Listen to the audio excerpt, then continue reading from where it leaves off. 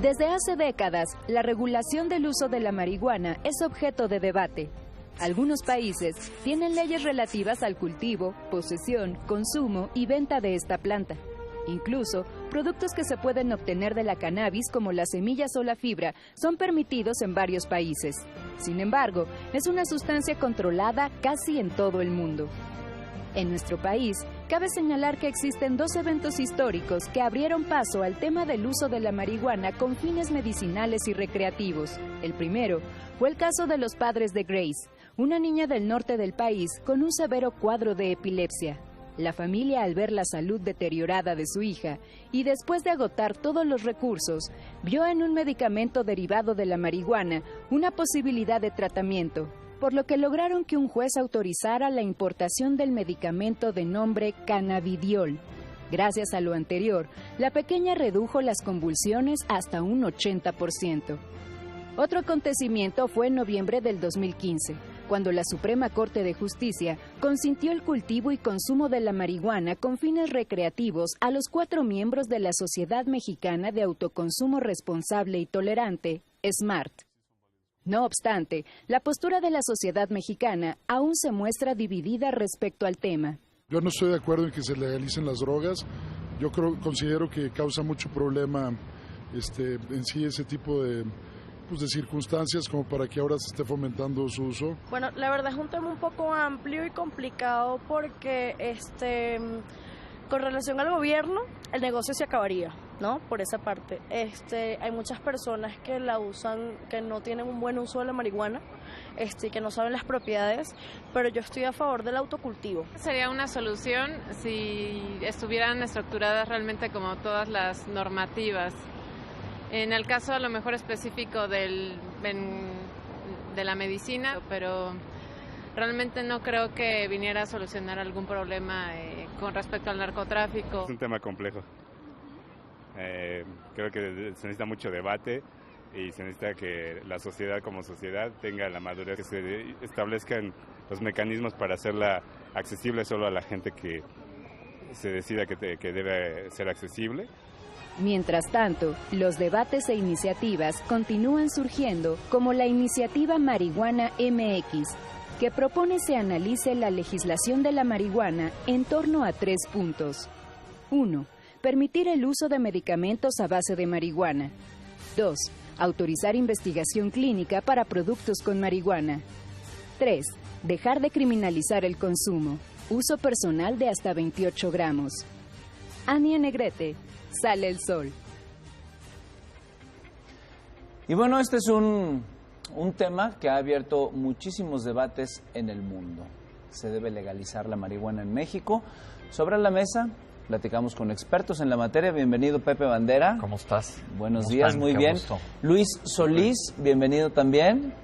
Y bienvenido Javier Nava a esta mesa. Paulina, llega el momento de platicar. Ya sé, es un tema que de verdad les estaba comentando ahorita en el corte, que a mí me inquieta muchísimo como madre de adolescentes. La verdad es que creo que no estamos bien informados y la pregunta que quisiera arrojar en la mesa, la primera es, ¿qué significa legalizar la marihuana?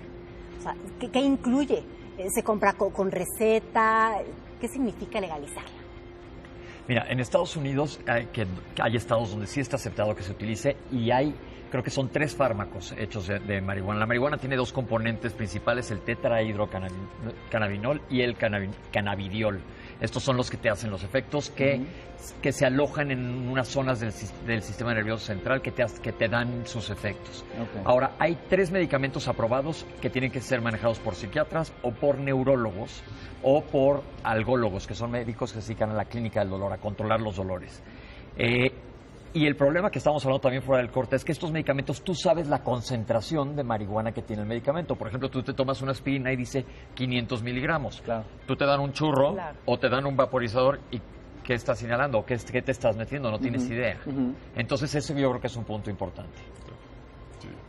Sí, mira, yo considero, Paulina, que la realidad ya se impuso en este país. Finalmente, no es como si estuviéramos abriendo la puerta a más consumo. Claro que el consumo de drogas conlleva riesgos, tiene ciertos peligros, digamos. Pero lo que es una realidad es que las drogas están aquí. están aquí y se consumen. Acaban de dar un dato ustedes en donde hay un porcentaje importante de la población que consume marihuana. Entonces, tenemos que regularla. Esa es nuestra posición desde el Congreso. Incluso el presidente de la República presentó una iniciativa para el tema del consumo o de la utilización medicinal de la marihuana. Nosotros vamos en ese sentido. Creemos que se tiene que regular. Hay un mercado ilícito de drogas muy peligroso que está cobrando miles y miles de vidas al año. Alrededor de entre 75,000 y 80,000 vidas al año en homicidios dolosos. Entonces, es un tema que hay que regular, es un tema por el cual la política, los políticos, los legisladores estamos poniendo los ojos en este tema y lo vamos a tener que discutir tarde o temprano. Pero a mí me surge una pregunta, ¿regularla de manera médica o de manera recreacional? Porque son dos cosas súper diferentes. Exactamente. Sí, total. Yo creo que aquí hay un punto importante. El consumo de marihuana sí conlleva a problemas de salud. Eso es un hecho contundente. Sí se sabe a través de diferentes estudios que no todas las personas que consumen marihuana con fines recreativos, muy entre comillas, no desarrollan efectos. Hay un grupo, en un estudio muy importante en Suecia, que a lo largo de mucho tiempo, 20 años, estudió conscriptos que eran vulnerables por sus características hereditarias, genéticas, digamos, tenían antecedentes de enfermedad mental, y una proporción de casi 30% de consumidores fuertes de marihuana de ese grupo de conscriptos desarrollan trastornos mentales incluso de tipo severo. ¿Cuáles? Lo que nosotros vemos en punto de partida, que es la clínica donde yo trabajo, son trastornos de tipo psicótico, desorganización del pensamiento, errores de conducta en adolescentes particularmente. Hay que recordar que el cerebro de una persona se desarrolla hasta los 25 años. Y si nosotros damos esta oportunidad de abrir la puerta al consumo de marihuana en adolescentes, en personas cuyo cerebro no ha terminado de madurar, evidentemente la marihuana puede tener efectos que todavía no podemos calcular a nivel clínico. Dicen por ahí, doctor, que es menos, no tengo ni idea, regáñenme si quieren, que es menos dañina que el tabaco. Esto justo lo preguntaba anteriormente. Pero en la marihuana, ¿qué efectos te da? Te da una sensación de bienestar inicialmente, puede hasta de euforia, y luego como es más sedante, pero falta de atención totalmente. Me corrige si estoy mal, Dor. Y se utiliza médicamente hablando para qué casos específicos. Casos de dolor muy severo, casos de donde hay espasticidad muscular muy severa, como son en trastornos neurológicos como esclerosis múltiple, por ejemplo, o síndromes convulsivos constantes. Claro. Ahí sí tiene una indicación. Ahora, pero lo que dice el doctor es totalmente válido. De manera recreacional es si alguien ya tiene... Tú estás echadito para andar en alguna cosa que estés desbalanceado en algo, te va a exacerbar eso. Claro. Te va a hacer mucho más susceptible a que si tú tienes, no sé, podría ser bipolar, te lo va a dar a lo mejor empujar, o algún trastorno de personalidad. Que ese es el peligro de esto. Pero ahora, yo sí estoy de acuerdo en la regularización, sobre todo si es en forma médica, porque vuelvo a lo mismo. ¿Quién te la está vendiendo? Te digo, el narcotráfico cobra miles de vidas, que no está bien. Claro. ¿Quién le está regulando y qué te están vendiendo? Y la dosis. Exactamente. Y hay un debate también sobre lo que se decía ahorita justamente, si hace más daño un cigarro de marihuana o un cigarro de tabaco. Hay un debate muy grande, regreso al punto, en donde dicen que los números son mucho menores en la marihuana, pero porque no está libre. Exacto. Como está el tabaco en manos de cualquier persona, y obviamente los números suben, y los números de la marihuana, como no está a libre acceso, son mucho más ocultos. ¿Es esto cierto? ¿Es esto falso? Pues sí es, en cierta forma, pero debemos preguntar. Y creo que es un punto candente que muy poco se ha manejado, el hecho de que realmente podemos controlar la cadena productiva, el Estado mexicano puede controlar la cadena productiva de marihuana sin corrupción en todos sus componentes, cultivo, acondicionamiento, distribución y venta. Y la otra, si el cigarro se vende en forma unitaria, obviamente los mercados paralelos que van a surgir, y lo vemos esto en el comercio informal, que es el que existe. Exactamente. Pero yo creo que aquí hay un tema importante, y si es que ayer se tomó una decisión racional en Estados Unidos después de lo que acabamos de ver, fue que en 5 estados de Estados Unidos se aprobó el uso lúdico de la marihuana. Ya existía en otros 5, incluyendo el Distrito de Columbia. Entonces, ¿qué vamos a hacer como país? O sea, México está en una disyuntiva complicada porque hay un consumo ahora legal en Colorado, en distintos estados, en Washington, etcétera, pero ahora en California que tiene 200 y tantos kilómetros de frontera con México y hay una dinámica permanente de flujo de personas, mercancías, etcétera. Bueno, ahora vamos a tener a un vecino que va a poder consumir libremente esta droga. Y esta droga con, obviamente, restricciones, etcétera. O sea, hay un tema muy importante sobre la mesa y es el tema de la regulación. Nosotros eso es lo que estamos pensando. México debe de regular. No podemos hacernos de la vista gorda y pensar que no existe el problema. Eso es lo peor que podría hacer. Y empezarlo a ver como un problema de salud pública y no como un tema de criminalización de un adicto que tiene que consumir cierto tipo de drogas. Entonces, es muy amplio el tema, pero yo creo que ya estamos en el punto en donde el Congreso mexicano tiene que entrar a esta discusión, que es muy severa, más aún cuando vimos los resultados que se dieron ayer en Estados Unidos en cuanto a este tema. Esta pregunta es psicológica, no tengo ni idea, ¿eh? Si los chavos saben que es legal, ¿algo pasa en su cerebro que ya no tienen tantas ganas de consumirla? No, al contrario. La liberalización de cualquier sustancia genera un proceso que se llama en psicología normalización. Es normal, por tanto la vamos a consumir. Yo voy a esperar a que cumpla 18 años para consumirla porque mi hermano ya la está consumiendo. Esto, como el alcohol. Claro. Es que yo creo que ahí ese es el punto clave y ese tú lo preguntas como mamá. Como mamá, que también es súper importante eso. Dices, ¿qué es peor, el cigarro o la marihuana? Te puedo voltear la pregunta, ¿qué es peor, el alcohol o el tabaco?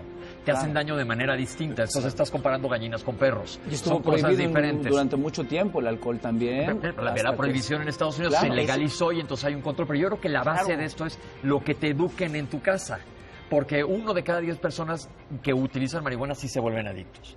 Y la gente que está todo el tiempo pachecas pues los conocemos. Hay muchísimas personas que no puedes ni hablar con ellos, paranoides, etcétera. Pero yo también creo que es importante que exista una regulación en ese sentido. Pero vuelvo a lo que tú aprendas en tu casa es lo que te va a echar para allá afuera, porque está el alcohol, está el tabaco, que igual tiene repercusiones en la salud. Y es mucho más riesgoso, digamos, cuando menos las estadísticas que existen ahora, lo platicábamos hace unos momentos, en donde las muertes, por ejemplo, por consumo de alcohol son enormemente, cuando menos lo que está documentado, mucho más altas que con el uso de algunas drogas, como el tema de la marihuana. El modelo prohibicionista ya no funcionó. Es una catástrofe, es un desastre en México y en la mayor parte de los países del mundo. Veamos nada más lo que está pasando en Estados Unidos. Ahora hay 10 estados que pueden consumir, los ciudadanos de esos estados, marihuana para fines lúdicos. Sí, claro. 10 estados. Y medicinal, muchísimos. Solo ayer se aprobaron otros 4 o 5. Entonces, tenemos que entrar a este debate de otra manera. La perspectiva ha cambiado y yo creo que tenemos que ser responsables, los políticos, los legisladores, pero también la sociedad, para entender que con educación, si no existe eso, y lo acaba de mencionar el doctor, tenemos que tener esa parte y tenemos que ir transitando hacia un modelo en donde se respeten las libertades, que eso es lo que resolvió la Suprema Corte de Justicia de la Nación, diciendo, la Constitución así lo establece. Tú tienes el derecho de consumir ciertas sustancias, drogas como el alcohol, el tabaco y la marihuana. Pero yo tengo una duda ahí, por ejemplo, se me hace que hay muchos huecos legales también, porque está permitido ciertas cantidades portarlas. Sí. Sin embargo, está prohibido la compra, está prohibida Por eso hay que regular. ¿cómo se llama? La producción. El procesarla en tu casa y el plantarla y el cosecharlo, todo esto está prohibido. Pero traerla y portarla está permitido en ciertas cantidades. ¿Dónde está entonces la parte legal que nos dice, oye, si la tengo, ¿dónde la compré? Porque si la compré, entonces estoy entrando a un delito. Ese es el eslabón que falta en la regulación, pero no es ilegal. La Corte lo que resolvió es, con el amparo que les otorgó a 5 personas de mucho prestigio, abogados la mayoría, que muchos de ellos cabe señalar que no son consumidores. Fue un statement, digamos. Hay que decirle a la gente que la Constitución así lo establece y entonces es un derecho reconocido en ella. Y pueden producirla, plantarla, consumirla, transportarla ellos, los que obtuvieron ese amparo. Nada más. También hay que pensar que muchos de los estudios que se han hecho clínicamente, y lo comentábamos antes de entrar al aire, se han estudiado en marihuana de manera recreacional, que entonces hay mucho sesgo en el estudio, porque los estudios a largo plazo, una corte bien establecida en estudios médicos, para utilización de la marihuana con fines terapéuticos, pues son muy cortos. El tiempo ha sido muy breve para saber a largo plazo. Y normalmente es gente con cosas terminales en las que se está utilizando. Entonces los estudios tienen un sesgo enorme para poder hablar de pues qué concentración estaban utilizando la gente que le estaba utilizando, qué dosis, frecuencia, etcétera, como si lo haces con un estudio cuando una cosa está regulada. Y para después, no sé, doctor, ¿no es un trampolín para otras drogas? Sí se sabe que hay un proceso, un camino a través del cual los adolescentes llegan a las drogas más duras. Habría que ver qué tan suave o blanda es la marihuana. Digo, ahí yo tengo mis dudas y otros investigadores también las tienen. Sin ¿Qué embargo, le llamamos suave o blanda? Bueno, se refiere a aquellas drogas que causan menos daños o menos impactos a nivel social y a nivel físico, etcétera. Entonces, bueno, hay que recordar lo que comentábamos hace un momento respecto al desarrollo del sistema nervioso. El desarrollo del sistema nervioso termina a los 25 años. O sea, sí. Entonces, ¿cuál es el efecto de la marihuana a ese nivel, en ese momento? Todavía hay personas que creen que sí tiene efectos y muy importantes en memoria emocional, en una parte del cerebro que se llama amígdala, en donde se ha visto que las personas usuarias fuertes de marihuana sí tienen alteraciones a ese nivel. Hay un estudio muy interesante en la UNAM que se hizo en miles de estudiantes de CCH y de nivel profesional, en donde se demuestra que efectivamente a través de pruebas neuropsicológicas los usuarios más fuertes que voluntariamente se reclutaron para el estudio de marihuana tienen déficits en memoria y tienen menores grados, calificaciones menores que otros que no consumen o que consumen a un nivel más bajo. Entonces, cuidado con esa parte de qué tan blanda, qué tan dura puede ser una otra droga. Ahora, de que sí efectivamente representa un camino en diferentes estudios epidemiológicos a nivel mundial, se ha visto, en México se ha replicado, el Instituto Nacional de Psiquiatría ha visto que el camino es alcohol, tabaco, alcohol o tabaco, marihuana, cocaína, metanfetamina. Ay, qué fuerte. El proceso. Sí, el camino. El camino, sí. Así claro. es, sí. Qué importante, de verdad. Y a manera de, no sé si de conclusión, me gustaría escuchar contundentemente, ¿están de acuerdo o no en que se legalice la marihuana, tomando en cuenta todo lo que está sucediendo en Estados Unidos actualmente, lo que sucedió ahora en Dakota también, en la Florida, que se puso para temas medicinales? ¿Cómo se aceptaría y cómo no? Yo estoy de acuerdo que se legalice la marihuana, te voy a decir por qué. En plan, sobre todo desde el punto de vista médico. Porque el que vaya a querer utilizar marihuana, la va a usar. No hay que hacernos tontos. Se va a conseguir, punto. Entonces, es lo único que tengo que decir. Si quieres conseguir marihuana, la vas a conseguir. Qué mejor que sea como si vas a tomar alcohol, que no sea un alcohol adulterado que alguien hizo en su garage y lo compres en una licorería. Sí, a eso voy. Wow. ¿Doctor? Bueno, si me preguntas como padre, definitivamente no. Como padre, como médico, tengo mis asegúnes con respecto al uso médico de la marihuana. La marihuana como hierba, como tal, es muy difícil de ser utilizada justo por lo que tú decías.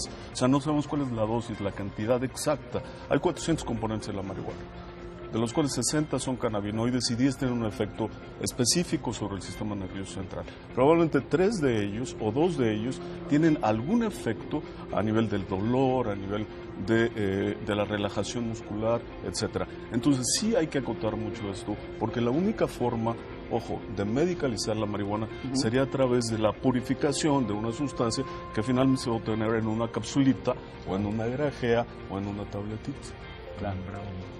Yo sí, absolutamente sí, con información, con una regulación adecuada, sin duda, para tener mejor calidad en los productos que uno consume, para sacar la violencia de la ecuación de lo que estamos viviendo en este país, para ponernos en una misma circunstancia que nuestros vecinos de distintos países, particularmente en Estados Unidos con esta decisión que se acaba de tomar. Y sí, porque creo que la realidad ya nos alcanzó. Prohibir no es prevenir. Yo creo que estamos equivocando el camino y tenemos que hacer las cosas bien en México, porque si no, de verdad va a haber una sobreexposición, como es el tema de Estados Unidos ahora, y puede traer otros riesgos. Entonces, yo creo que vale la pena, tenemos que entrar a un debate serio y el Congreso creo que está listo para hacerlo. Hay iniciativas como la del presidente de la República, que le tomen la palabra a sus legisladores. Nosotros estamos dispuestos a entrarle al debate sin duda.